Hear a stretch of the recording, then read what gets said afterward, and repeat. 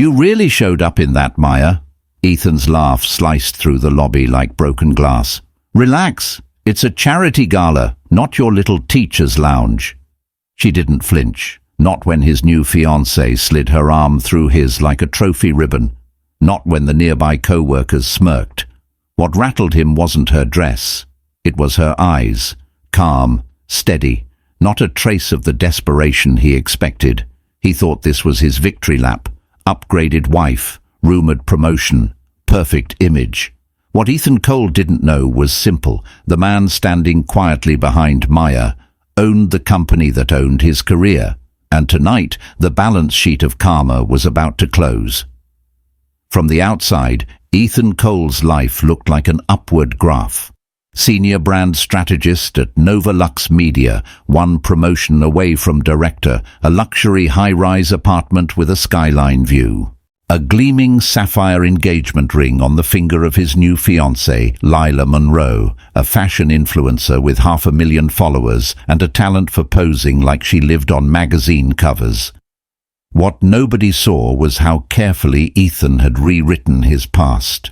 Maya Rivera, his ex-wife, had been reduced in his narrative to a line item, starter wife. He said it breezily at after-work drinks, wrapping arrogance in a joke. We all have a starter something, right? Starter car, starter condo, starter spouse. His co-workers would laugh awkwardly, then a little more genuinely once Ethan started flashing photos of Lila in silk gowns at rooftop bars. Maya's soft cardigans and grocery store lipstick couldn't compete with that. In his mind, they weren't supposed to. Maya had been there during the grind years, when he worked late nights, still shared a one-bedroom apartment with thin walls, lived on discount noodles, and came home to her cooking lesson disasters and gentle optimism. She'd edited his resumes, listened to him rant about clueless managers, and packed his lunches with post-it notes that said things like, "You've got this." He'd once loved her for it. But something ugly had grown alongside his ambition. A low, simmering shame. Shame that while his titles climbed, she had stayed a middle school art teacher. Shame that his clients pulled up in drivers and she took public transport. Shame that when he stood in rooms full of sharp suits and designer heels, he imagined their eyes glancing over his arm, wondering why the woman beside him didn't match his level. He never admitted that those were his own thoughts, not theirs. Then Lila arrived. She came with immaculate timing and immaculate teeth at a product launch party where Ethan was 3 glasses of champagne and 1 compliment away from feeling invincible. Lila had laughed at his jokes like every punchline was new, leaned in close and said, "You have that future CEO energy, you know that?" Nobody had ever said that to him before. 3 months later, Ethan served Maya divorce papers at their kitchen table, right between the salt shaker and the half-finished mug of tea she'd made him. "It's not working," he'd said. "We're different now. I'm growing. I need someone who fits where I'm going." He told everyone it was mutual. He told himself, "She'll be fine. She wasn't built for this world anyway." By the time the dust settled, Maya had moved into a small, sunlit apartment across the river. Ethan had relocated into the high-rise with the rooftop pool. And he had Lila, always camera-ready, always aspirational. The upgrade was complete. At least that's how Ethan framed it when he spoke to his colleague Aaron one afternoon in the Novolux break room. Aaron glanced at the photo Ethan casually flipped his phone to. Lila shimmering in a silver dress, one leg stepped forward, Manhattan skyline behind her. "Man," Aaron whistled, "she looks... Wow! Didn't your ex... Maya, right? Didn't she used to come to the holiday thing?" "Yeah," Ethan said, stirring his coffee with a little smirk. "She was sweet, you know, but Lila's on another level. It's just different when someone matches your lifestyle, gets the game. You'll see when you level up." "So, how'd Maya take it?" Aaron asked carefully. She'll thank me one day, Ethan said. She was always miserable at those big events. This way we both get to be where we belong. He believed it when he said it, because believing anything else would have forced him to look at the wreckage of a woman sleeping alone on a mattress on the floor for the first time in 8 years, staring at the ceiling and wondering how love could be turned into an indictment of her entire existence. That was not Ethan's concern. His concern was the upcoming Novolux Winter Gala, an opulent collision of clients, investors and executives to be held at the historic Regency Hotel.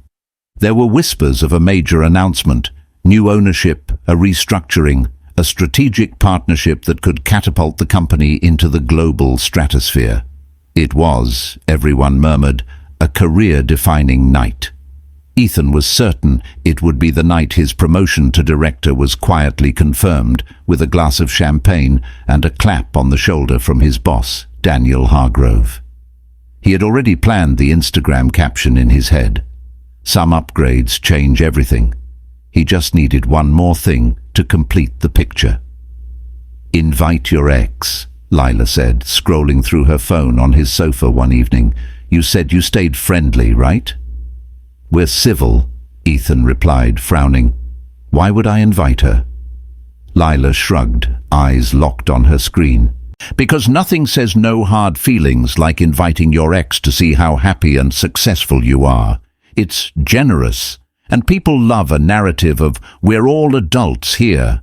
Plus," she looked up, a sly gleam in her eyes, "you get to walk in with me." He hesitated. He imagined Maya in her usual simple dresses, standing near the dessert table, watching him walk past with Lila on his arm and executives clapping him on the back. There was a sour, satisfying sweetness in the vision. "She might say no," he said. "Then you get to tell people you tried," Lila said. "Either way, you win." He texted Maya later that night, the words chosen as carefully as a PR statement.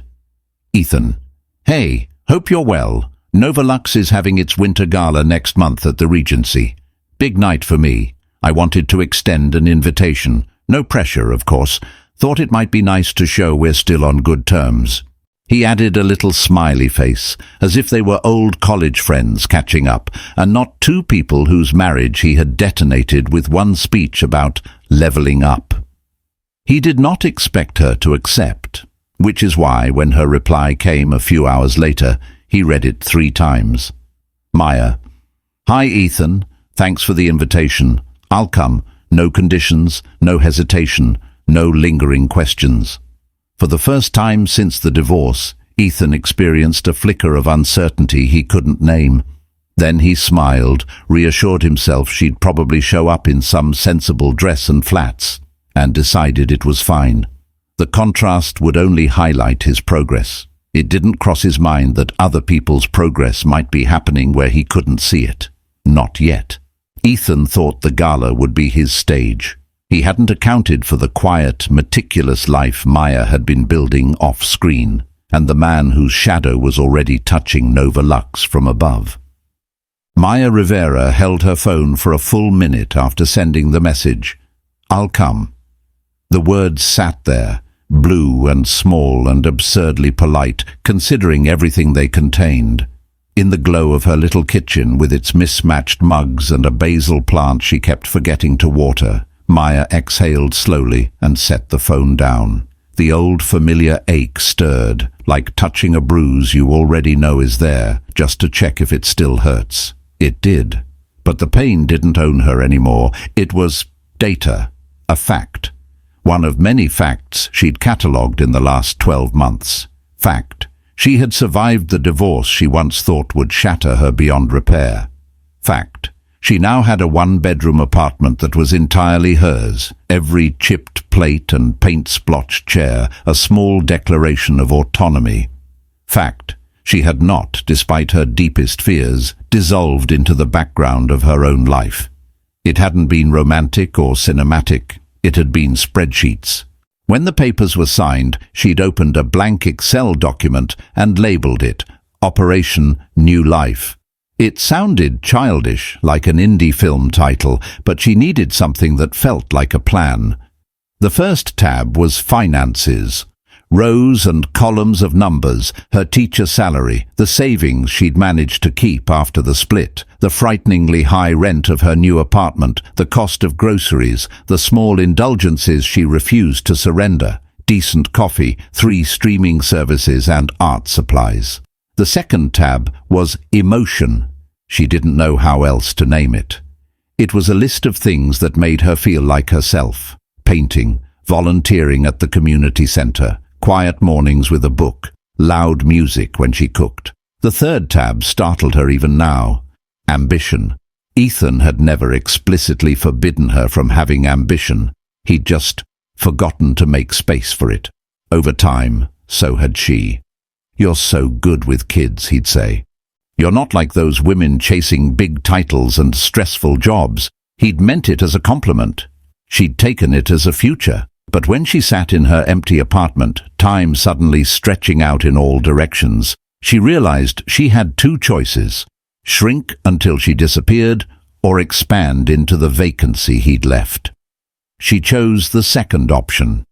It started with a short course in digital illustration, then a part-time freelance contract designing educational infographics for a non-profit.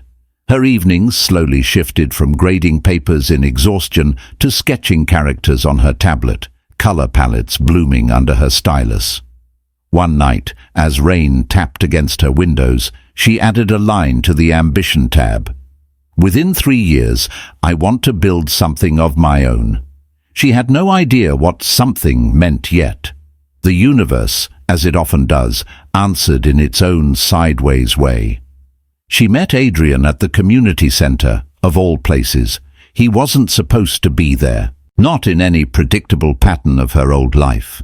It was a Wednesday evening art workshop for kids from local shelters, organised by a non-profit. Maya had volunteered to teach once a week. She wore paint-splattered jeans and a soft sweater, hair twisted up in a bun, hands moving as she helped a little boy decide between cerulean and turquoise. "Excuse me," a warm voice said behind her. "Is this seat taken?" She turned to see a man in his late 30s or early 40s, tall, broad-shouldered, in a simple dark Henley that fit a little too well to be purely accidental. He held a box of donated supplies, pastels, sketchbooks, markers, like he'd carried heavier things without complaint. "No," she said, caught off guard. "You're volunteering?" He smiled a little crookedly. "Trying to. I was told to find Maya. She runs the show." Her students giggled. Maya flushed. "I don't run the show. I just help the chaos become art." He laughed softly. "That's more than most people can do." His name was Adrien Shaw. At least that's what he introduced himself as. Over the next few weeks, he kept showing up, sometimes with more supplies, sometimes with pizza, once with a stack of donated hoodies when the weather turned colder. He had an easy way with the kids, kneeling to meet their eye level, listening to their wild ideas for comics and character designs. He asked questions about her work, her illustration, her ambitions, and he listened like there was nothing more urgent in the world. He never asked about Ethan. She never volunteered. It wasn't until one evening, when the workshop had ended and they were stacking chairs, that he finally said, "You mentioned a divorce once. I didn't want to pry." Maya wiped paint from a table. "It's okay. It's a chapter. It's not the whole book." "Does that chapter still feel open?" he asked gently. "Some days," she admitted. "Less now than before." The hardest part wasn't losing him, though. It was realizing how small I'd allowed myself to become just to fit his vision of me. Adrien's jaw tightened, almost imperceptibly. "That's a painful kind of math." "Yeah." She smiled, but her eyes were sad. "But I'm rewriting the equation." Adrien had nodded, something like approval in his gaze. "I'd like to see what you build, Maya." By the time Ethan's text arrived, months later, Adrien had become a quiet constant in her life. Dinners after workshops, long walks by the river, the two of them sitting on park benches while she showed him her latest illustrations, and he asked sharp, thoughtful questions. She knew he worked in business, something to do with restructuring companies and turnaround strategy. He was vague, but not secretive, and she never pushed. After years of being with someone who narrated his every achievement, the understatement was a relief. When she told him about the invitation to the Novolux Gala, he listened without interruption. "So," he said carefully when she finished, "you said yes." "I did," she said. "Is that stupid?" "What do you think?" he asked. She considered. "Part of me wants to show him I'm okay, that I'm not stuck where he left me. Another part of me is scared it'll just reopen everything." Adrien leaned back, studying her. "Do you want him back?" "No," she said immediately. "Not even a little." "Do you want his approval?" She thought longer, then shook her head. "I want my own." "Then maybe this is not about him," Adrien said. "Maybe it's about walking into a room you used to feel small in, and proving to yourself that you no longer do." Maya stared at her hands. "Will you come with me?" The question slipped out before she could overthink it. Adrien's expression softened. "If you'd like me there, then yes." Something steadied inside her, not because she needed a man on her arm to be complete, but because she trusted this man to have her back if the ground shifted under her feet. She spent the next 2 weeks not obsessing over Ethan's gaze, but over her own reflection. Not, "What will make him regret losing me?" but, "What will make me look in the mirror and say, 'You came through hell and you look like yourself again'?" On the night of the gala, she zipped herself into a deep emerald dress that skimmed her frame without apology. She wore her curls loose and wild, a deliberate refusal to flatten, tie, or pin. Around her neck, a simple gold pendant, a tiny paintbrush charm she'd bought for herself the week she'd landed her first major freelance commission. When Adrien arrived to pick her up, wearing a perfectly tailored charcoal suit and an expression that made his eyes seem darker, he stopped in the doorway. "Wow," he said softly. "You look like you own the room already." She laughed, nerves fluttering. "Let's just start with owning my side of the ballroom, okay?" He offered his arm. She took it. As they headed toward the Regency Hotel, Maya felt nervous. Yes, but not hollow. Not this time. Ethan expected Maya to orbit his new life like a dim star. At the gala, he would discover she'd become something else entirely, a force with her own gravity, and a companion whose true identity was far more explosive than anyone knew. The Regency Hotel glowed like an ice sculpture in the winter night, crystal chandeliers, marble floors, polished brass. Novolux had spared no expense. After all, tonight wasn't just about impressing clients, it was about convincing investors they'd backed the right horse. Ethan arrived early with Lila, determined to be seen. "Babe, make sure you get the logo in the background," Lila whispered, angling herself near the photo wall. "Tag the company, tag the venue, and use the brand hashtag. The social team will repost. It'll help your internal visibility." He loved how her brain worked. Everything was strategy, content, impact. Not like Maya, who'd once complained her shoes hurt and suggested they leave a fundraiser early. He adjusted his tie and smiled for the photographers Novolux had hired. Lila pressed close, her perfume expensive and loud. In the ballroom, clusters of executives, clients and influencers gathered under chandeliers, champagne glasses reflecting light like coins. "Ethan," called Daniel Hargrove, his boss. "Glad you could make it. Looking sharp." "Thanks, Daniel." Ethan shook his hand.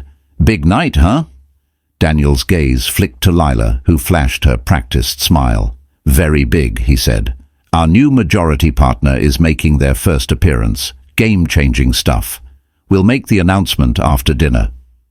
"Do we know who it is?" Ethan asked. Daniel shrugged. "You'll find out with everyone else. It's above my pay grade, which should tell you something." Lila looped her arm through Ethan's. Mystery billionaire? She whispered. Now that's content. The phrase thrilled Ethan. Mystery billionaire. Somehow a symbol of the world he believed he deserved to be in. He didn't notice the door open again. Maya stepped into the lobby, the emerald of her dress catching the ambient light like deep water. She paused only for a heartbeat, taking in the swirl of waiters, the hum of conversation, the flash of glass. It had been years since she'd been in a place like this with Ethan. Back then, she'd always felt like a badly placed extra in someone else's movie. Tonight, she had rewritten her role. "Ready?" Adrien asked beside her. She nodded, fingers briefly tightening on his arm. "Ready." As they walked toward the ballroom, a pair of Novolux employees by the door glanced up. One of them, Kayla from HR, blinked. "Maya?" she said, startled. "Wow, you look incredible." "Hi, Kayla," Maya said, cheeks warming. "It's good to see you." Her eyes flickered briefly to Adrien, then back to Maya. "Is this your partner?" "Yes," Maya said simply. "This is Adrien." Adrien shook Kayla's hand with easy politeness. "Pleasure to meet you. Thanks for having us." Kayla smiled, but there was a fraction of a pause, like something about him pinged a faint recognition she couldn't place. Then someone called her name and she moved away. Inside, the ballroom seemed to inhale briefly as they entered. The band played a low jazz standard, glassware chimed, servers moved like well-trained choreography. Maya's heart thudded, but she kept breathing. She knew, without needing to look, that whispers had started. "Is that Ethan's ex? She looks different. Who's the guy with her?" They didn't know that the only opinion that mattered to Maya tonight was her own. Across the room, Ethan was laughing at some client's joke when Aaron elbowed him lightly. "Hey, Aaron said. "Don't look now, but—" Ethan turned. He saw the emerald first, then the curls, then the face he knew better than he wanted to admit. For a moment, his brain refused the input. Maya didn't dress like that. She didn't carry herself like that, shoulders back, chin lifted, as if the air itself wasn't allowed to push her down. Then he saw the man beside her, tall, solid, wearing a suit that screamed quiet money, not flashy, not logoed, but tailored with the kind of subtlety he'd learned to recognize around investors. The man's hand rested lightly at the small of Maya's back, not possessive but protective. Something hot and sour slid into Ethan's stomach. "Wow," Aaron murmured. "That's your ex, right? She upgraded." The word made Ethan stiffen. He smiled too wide. "I mean, she cleans up okay," he said. "Always did. Guess she had time to reinvent." Lila followed his gaze, eyes sharpening. "Is that her?" she asked. "She's prettier than I expected." "Why would you expect anything?" Ethan said sharply. Lila arched a perfectly shaped brow. "Relax, I'm just surprised. The way you talk about her, I pictured more librarian, less goddess." Aaron offered under his breath, then winced as Ethan shot him a look. Maya saw Ethan at almost the same moment. For a second her lungs forgot their job. He looked exactly the same and entirely different. Same carefully styled hair, same self-conscious posture dressed up as confidence, but there was an edge to his smile now, a certain brittle tightness around the eyes. He approached them with Lila on his arm, his expression arranged into polite charm. "Maya," he said, "you made it." "Hi, Ethan," she replied, voice steady. "Thank you for the invitation." He turned to Adrien, measuring him. "And you must be." "Adrien," he said, extending a hand. "It's good to finally meet you. I've heard a lot." Their hands met. Ethan felt inexplicably like he was shaking hands with a man who'd read his resume more thoroughly than he had. "Ethan's on the cusp of a big promotion," Lila cut in, smiling like a brand ambassador. "He's kind of the star of Novolux's strategy team." Adrien's gaze flicked briefly to Ethan, then back to Maya. "Is he?" he said mildly. Congratulations in advance. Something about his tone, neutral, almost amused, made Ethan's jaw clench. So, how's teaching? Ethan asked Maya, reaching for the familiar imbalance. Still at the middle school?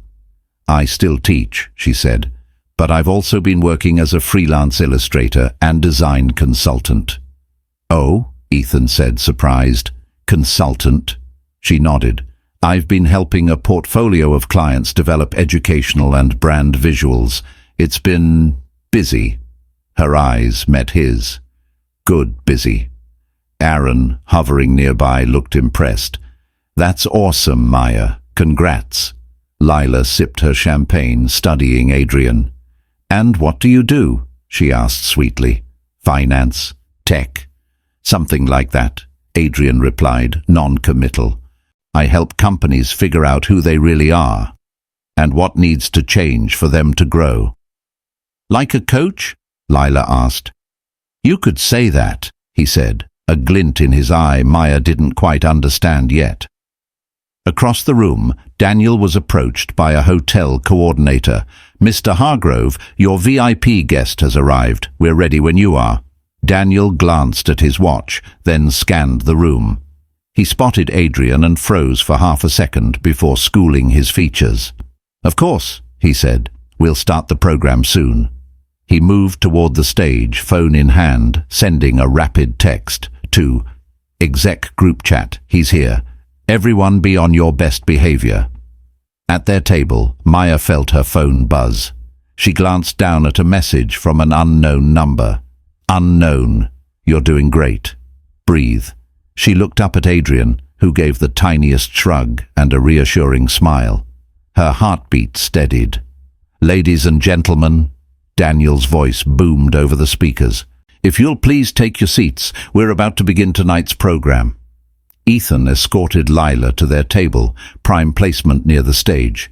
He glanced back toward Maya and Adrien, noticing with irritation that they were being guided to a table not far behind his.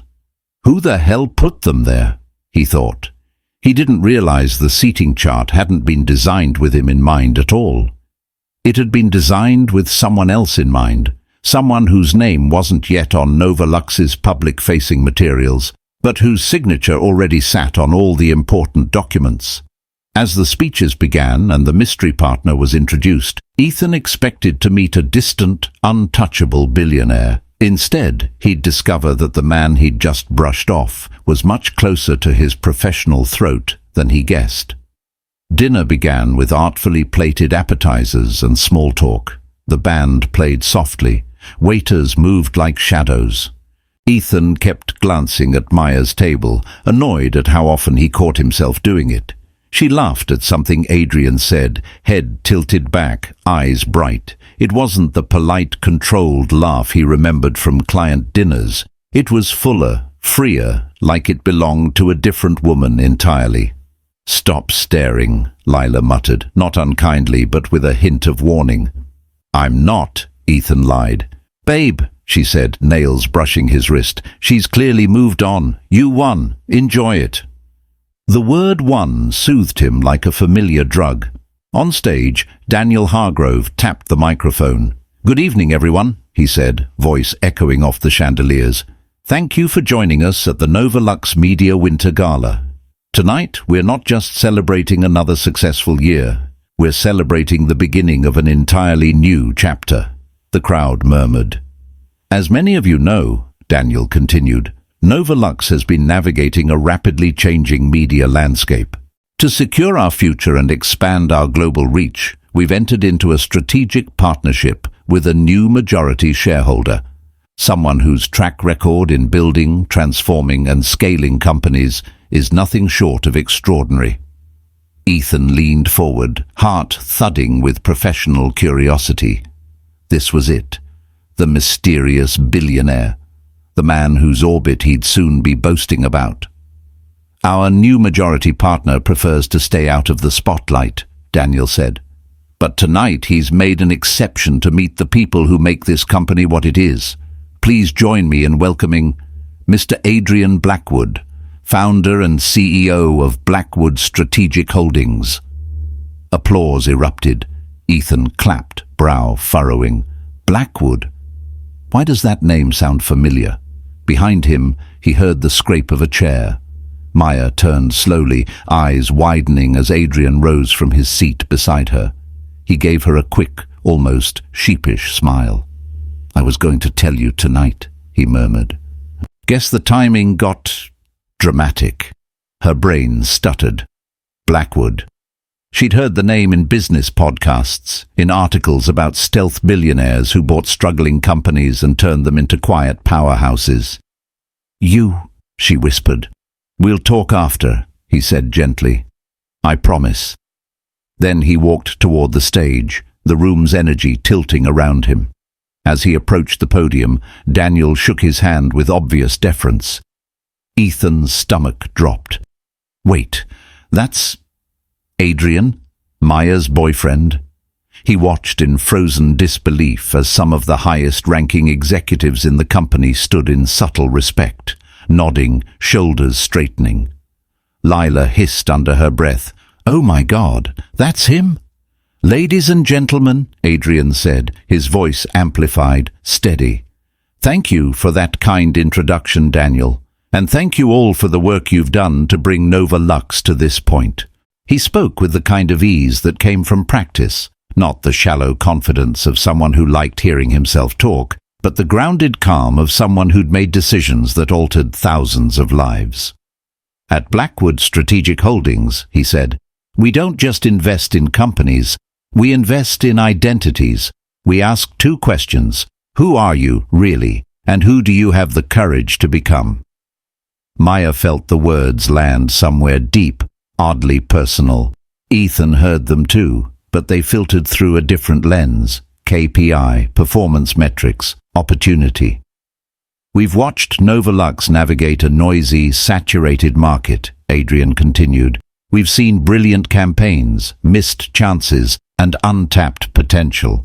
Our role is not to erase what you've built, but to refine it, to elevate what works, cut what doesn't, and ensure that the people who are actually driving value have a clear path to lead." Ethan straightened, heart rate spiking at the word lead. "As we move into this next phase," Adrien said, "there will be structural changes. Some roles will shift. New leadership will emerge from within. Consider this both a challenge and an invitation." He paused, gaze sweeping the room. For a fraction of a second, his eyes met Ethan's. There was no malice in them. That was somehow worse. "We'll share more specifics in departmental meetings over the coming weeks," Adrien said. "For tonight, I simply wanted to say, we see you, we see your work, and we're invested in helping you become the strongest version of yourselves, individually and as a company." He smiled, brief and controlled. "Thank you." The applause was louder this time, mixed with a crackle of anxiety and hope. At his table, Ethan clapped mechanically, his mind a whirl. He's the new owner. How long has he been seeing Maya? Did he know about me? Have I ever said anything about my ex in front of someone connected to him? A cold realization slid into place. The universe's script had flipped without asking his permission. Lila leaned in, whispering, "Babe, your ex-wife is dating your new boss." "He's not my boss," Ethan muttered. "He's an investor." "He's the majority shareholder," Lila said. "That's like the boss of your boss's boss." He swallowed. On the other side of the room, Maya sat very still, heart trying to process two realities at once. The man who'd held her hand at the community center while kids smeared paint on everything. The man who'd listened to her talk about color theory and childhood trauma. That man now stood at the center of a corporate universe her ex-husband worshipped. Adrien returned to their table, apology in his eyes. "I'm sorry you had to find out like that," he said softly, taking his seat. "Adrien," Maya began, but no sentence presented itself. "I should have told you sooner," he said, "not because I think it changes who I am with you, but because I knew it might collide with your past." "Just a bit," she managed, a breathless laugh escaping. You own Novolux? He shook his head. Blackwood Strategic does. I own Blackwood. It's not as glamorous as it sounds. Maya stared. That's literally the definition of glamorous. It just means I spend a lot of time reading spreadsheets and flying between cities, he said, and occasionally standing at podiums and scaring mid-level managers. Maya's gaze flickered to Ethan. He looked stiff, eyes glued to his phone, jaw clenched so tightly she could almost feel the tension from here. Did you know? She asked quietly. About him. About us. I knew he worked at Novolux, Adrien said. That's part of why I didn't push you to talk about him. I didn't want you to think I was digging or using you. Were you? She asked, half teasing, half serious. No, Adrien said firmly. My interest in you has nothing to do with this company, but I won't pretend the intersection doesn't exist. So what happens now? Maya asked. Now? Adrien smiled faintly. Now we eat dessert, and you allow yourself to enjoy the fact that you walked into a room you used to feel small in, and the ground tilted in your favor. She exhaled, feeling something like vindication, but tempered with a strange, wary compassion. She didn't want Ethan destroyed. She just wanted the narrative where he'd upgraded at her expense to finally collapse. Across the room, Ethan's phone lit up with a message from an unknown number. Unknown. Please see me in my office Monday morning at 9 a.m. D. Hargrove. His chest tightened. Why would Hargrove text from an unknown number? Then he realized it wasn't Daniel's tone at all, probably forwarded from higher up. He glanced at Adrien, who was calmly eating his entree, chatting with Maya about the merits of gouache versus digital brushes. For the first time in a very long time, Ethan felt something unfamiliar coil in his gut. Not just jealousy. Fear. Monday's meeting wouldn't be the promotion conversation Ethan had rehearsed in his head. Instead, it would be a performance review scripted by a man who knew more about him and about the woman he'd discarded than he ever intended anyone to know. Monday came heavy and grey. Ethan woke before his alarm, the memory of the gala flickering through his mind like a badly edited montage. Adrien at the podium, Maya's dress, Aaron's comment about her upgrade, the text about the meeting. He dressed more carefully than usual, navy suit, white shirt, conservative tie. He rehearsed acceptable reasons for being summoned. Maybe they're announcing the restructuring and they want me in an early leadership track. Maybe they need my input for the rollout. He did not let his mind dwell on any other possibilities. When he arrived at Novolux, the office buzz felt different, less casual, more alert. In the glass-walled conference room on the 15th floor, Adrien stood with Daniel and a woman Ethan had only seen in internal memos. Tessa Knight, head of HR compliance. His stomach dropped. "Ethan," Daniel said, opening the door. "Come in, have a seat." The tone, too formal, too neutral, sent adrenaline spiking through Ethan's veins. "Is everything okay?" he asked, forcing a laugh.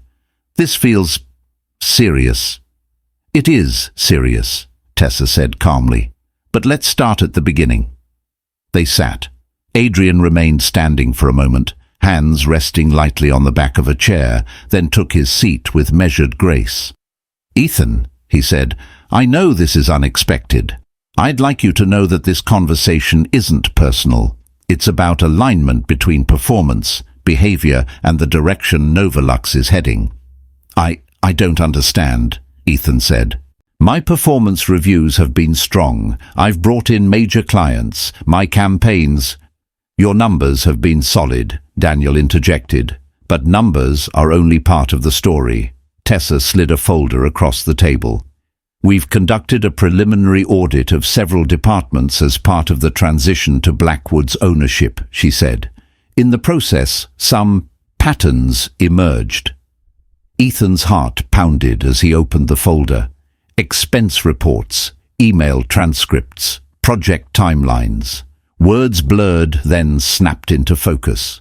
Unauthorized client dinners charged to the corporate card. Reimbursements for work-related travel that suspiciously overlapped with weekend getaways with Lila.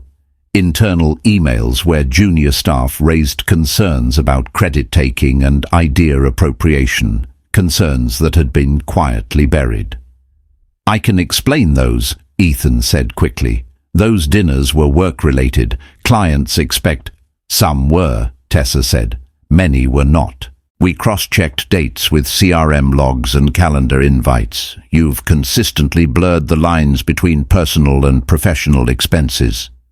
That's a grey area," Ethan protested.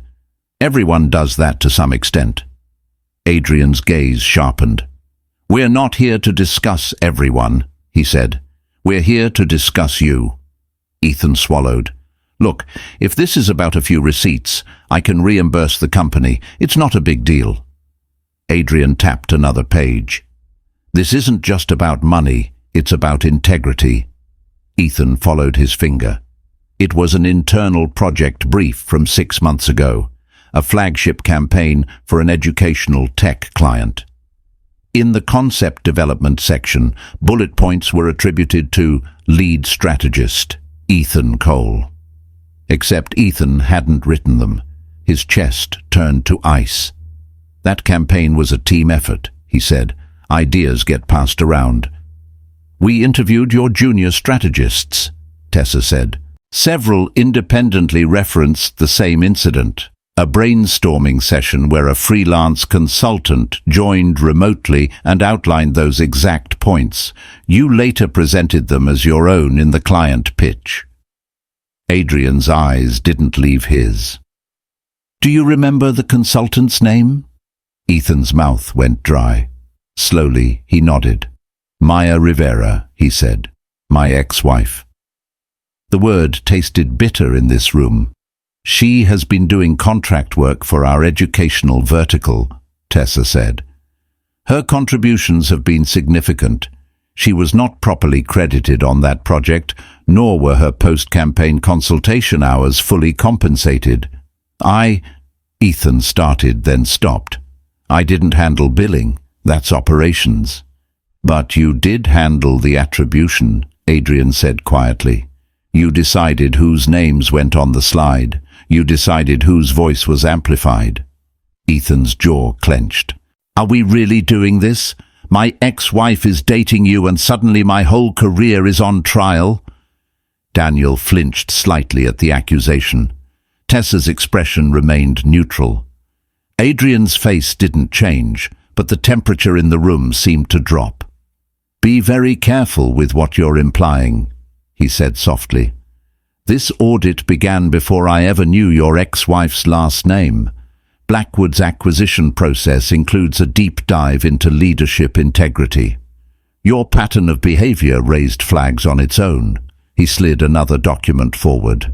"We also have reports from team members describing you belittling support staff, dismissing input from women in meetings, and making disparaging comments about starter wives and leveling up." Heat flooded Ethan's face. "Those were jokes, office banter. Everyone jokes." "No," Tessa said evenly. "Everyone does not call their ex-spouses starter wives in mixed company, especially when junior staff are present. That sends a message, Mr. Cole. A message about how you view people who supported you before you became valuable." Ethan stared at the pages, fury and humiliation warring inside him. "So what now?" he asked stiffly. "You drag me in here, wave a few receipts and what? Fire me? Over jokes and accounting errors?" Adrien folded his hands. "We're offering you a choice," he said.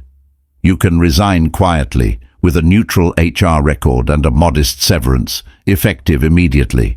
Or we can proceed with formal termination for misconduct, which will be documented, and we will contest any attempt to frame this as unjust." Silence pressed in. Ethan's mind ricocheted. Rent, wedding plans, Lila's expectation of a certain lifestyle, his entire identity wrapped around the phrase upward mobility. "This is insane," he said. You're blowing this out of proportion." "Ethan," Daniel said, voice low, pained, "I went to bat for you for a long time. I looked the other way when I shouldn't have. That's on me. But this isn't sustainable, not in the culture we're trying to build." "Culture," Ethan spat. "So this is about optics. You get to play the enlightened billionaire, protecting junior staff and ex-wives, and I'm the villain in your little narrative." Adrien's gaze hardened. "This isn't a story, Mr. Cole. It's a workplace, and actions have consequences. You treated people as stepping stones. You treated the company's resources as extensions of your ego. You treated your ex-wife's talent as background noise to your own theatrics." The words landed like blows. Ethan's throat worked. "This is personal," he whispered. "You can't tell me it's not. You're with her. She told you things. You're punishing me for leaving her." Adrien's jaw tightened. "Let me be very clear," he said. "If I were acting from personal bias, you'd already be out the door without conversation. The fact that we are giving you a choice, that we are offering severance and a neutral record, is precisely because this is not personal, it's corrective. You're not the first executive we've had this talk with. You won't be the last." He paused, then added, "And for what it's worth, Maya never once asked me to do something about you. In fact, she explicitly said she didn't want your career destroyed, that she just wanted space to build her own without your shadow. Her compassion is the only reason this conversation isn't more brutal." The room felt suddenly smaller, the air thicker. Images flashed through Ethan's mind. Nights when Maya had stayed up editing his decks, suggestions she'd made that he'd dismissed until someone else voiced them. The way he talked about her at work, turning a decade of shared struggle into a punchline about men outgrowing their high school sweethearts. The floor he'd built under himself, plank by plank, shifted. "Take the resignation," Tessa said softly. "You can rebuild. It'll be hard, but you can. That path is still open to you tonight." Ethan stared at the paper she slid toward him, titled "Voluntary Resignation Agreement." For the first time, the sound in his head quieted. If he refused, fought, made this ugly, he'd lose not just the job, but the illusion that he still had control. His pride screamed at him to resist. His survival instinct whispered otherwise. His hand shook slightly as he picked up the pen. "I'll sign it," he said hoarsely, "but this isn't over." Adrien tilted his head. "It can be, if you let it," he said. "You can take this as punishment, or as a very loud invitation to stop confusing cruelty with ambition." Ethan's signature scratched across the page. Just like that, the life he'd bragged about at rooftop bars and charity events compressed into a line in an HR ledger. "Someone from security will escort you to clear your desk," Tessa said gently. "You can tell your team whatever you feel is appropriate within legal guidelines. We recommend honesty." He stood, the room tilting slightly. At the door he paused. "What happens to her?" he asked quietly. "To Maya. Does she get my job now?" Adrien studied him. "Maya doesn't want your job," he said. "She's building something entirely different. You never understood that, did you?" Ethan had no answer. He stepped into the hallway, every eye on the floor suddenly seeming to know something he didn't. As Ethan's carefully curated life imploded, a new stage was being assembled behind the scenes, one that would put Maya front and center, not as a prop in someone else's triumph, but as a leader in her own right, with a very public announcement that would rewrite the story everyone thought they knew. While Ethan packed his desk into a cardboard box under the watchful eye of a sympathetic security guard, Nova Lux's internal comms team worked overtime. At Maya's apartment that evening, she sat cross-legged on the couch, laptop open, heartbeat quickening as a new email popped into her inbox. Subject: Proposal, Creative Director, Nova Lux ex Riverlight Studio. She clicked it. From Adrien Blackwood. Co-signed by Daniel and Tessa. Maya. As discussed, we'd like to formalize our offer for you to lead a new creative initiative in partnership with Novolux, an in-house design and storytelling lab focused on ethical, education-forward campaigns. We propose the following structure. She read every line twice. Blackwood Strategic would fund the launch of a small independent studio, Riverlight Studio, with Maya as majority owner and creative director. Novolux would be its anchor client for at least 3 years, with flexibility to take on other aligned clients. She'd have a team, a budget, the ability to choose projects that matched her values instead of just selling whatever product paid best. It wasn't a job, it was an ecosystem. At the bottom of the email, Adrien had added a personal note. This is not charity, and it is not about your ex-husband. This is about what you bring to the table. You've already demonstrated strategic insight, visual fluency, and an ability to translate complex ideas into accessible stories. Novolux needs that. So does the broader market. Take your time to consider. If you say no, it doesn't change what you mean to me personally. But I'd like to live in a world where someone like you gets to build something without asking permission from men who underestimate you. Maya leaned back, blinking fast. Her first instinct was to distrust it. Too big, too risky, too much.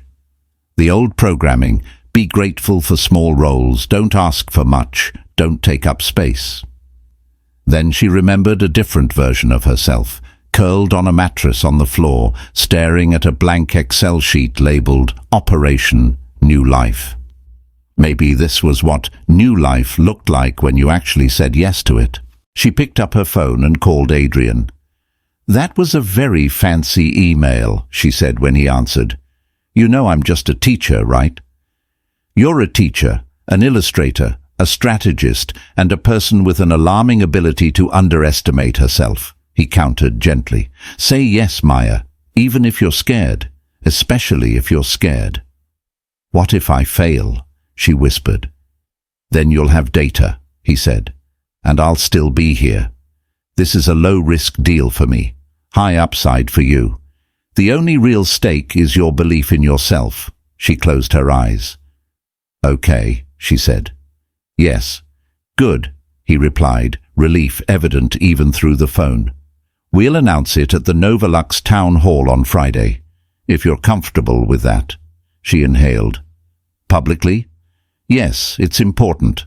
Not because of your ex, though I'd be lying if I said I won't enjoy subverting that narrative, but because people inside this company need to see what it looks like when someone's contribution is recognized instead of quietly stolen." She thought of the junior staff who'd complained about credit-taking, of her own name removed from slide decks. "Friday it is," she said. Friday's town hall was standing room only. Ethan wasn't there. His keycard had been disabled on Tuesday. He watched from his apartment instead, Novolux's internal live stream link still active on his personal email. Curiosity or masochism had driven him to click. He sat on his couch with the box from his desk still unopened beside him, the TV casting cold light on his face. On screen, Daniel stood on stage with a tight smile. "As you all know," he said, "we're entering a transition period. Some roles have changed. Some people have left the company. These shifts are always difficult, but they also create space for new leadership and new ways of working." He cleared his throat. "One of the things Blackwood Strategic has emphasized is the importance of properly recognizing the people who actually drive our best work. With that in mind, I'm pleased to introduce a new initiative and a familiar face." The camera tilted as someone walked on stage. Ethan's breath caught. Maya, in a simple slate-grey dress, hair pulled back, posture straight. She looked nervous, but her eyes were clear. "This is Maya Rivera," Daniel said. "Many of you know her as a former Novolux spouse or as a freelance consultant on our educational campaigns. What some of you may not know is the extent of her contribution to some of our most successful recent work." A murmur rippled through the crowd.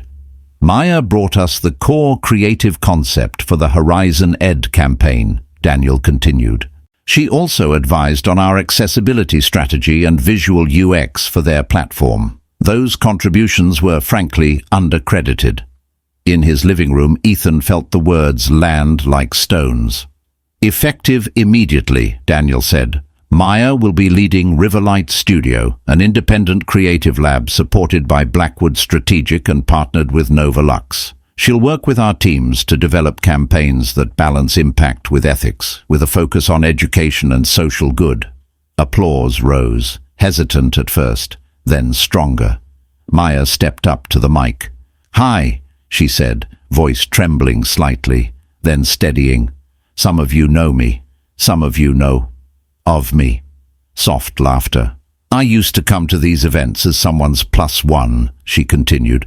"I'd stand in the back, hold a clutch that didn't have my ID in it, and try to remember which fork was for what. I didn't feel like I belonged." Heads nodded in the audience. "For a long time I believed that my role was to make other people look good," she said. "To support quietly, to soften edges, to be grateful for whatever space I was given. I thought ambition belonged to people with louder voices and bigger titles." She glanced briefly at the camera, as if looking straight through the screen and into Ethan's living room. "But the truth is," she said, "we all bring something to the table. Some of us are strategists, some of us are designers, some of us are teachers, some of us are the ones who notice when a user can't read the tiny text on a landing page, or when a campaign excludes the very people it claims to serve." She inhaled. "When those contributions go uncredited, it doesn't just hurt feelings. It distorts the story of how success happens. It lets certain people claim they built themselves while standing on the invisible labor of others." A few people glanced sideways at each other. The subtext wasn't subtle. "Riverlight Studio will be a place where that invisible work is visible," Maya said. "Where it's possible to build campaigns that are effective and ethical, profitable and principled. I'll be working with Nova Lux teams not as a background player, but as a partner." She smiled, a little shy, a little fierce.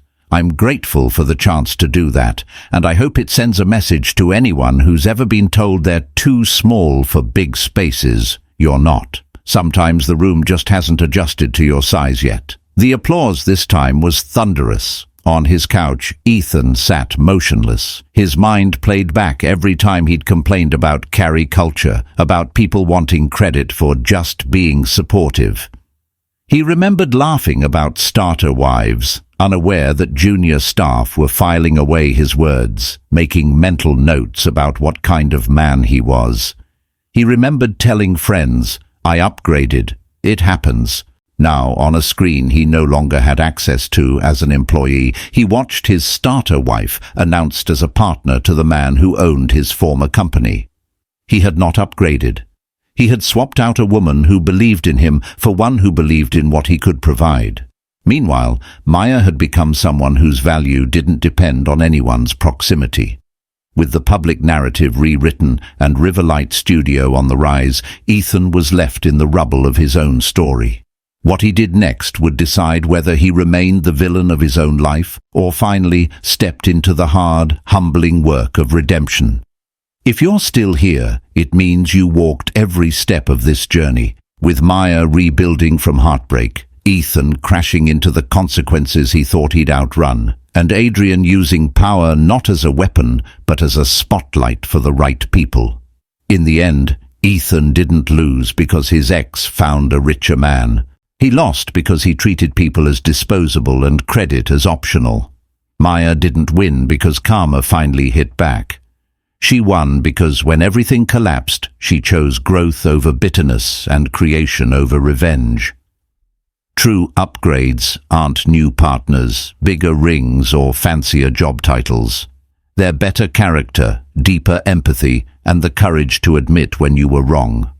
If this story hit something in you, if it made you think about how you treat the people who built you, please like this video, share it with someone who needs the reminder, and subscribe for more powerful stories of quiet revenge, loud growth, and real redemption.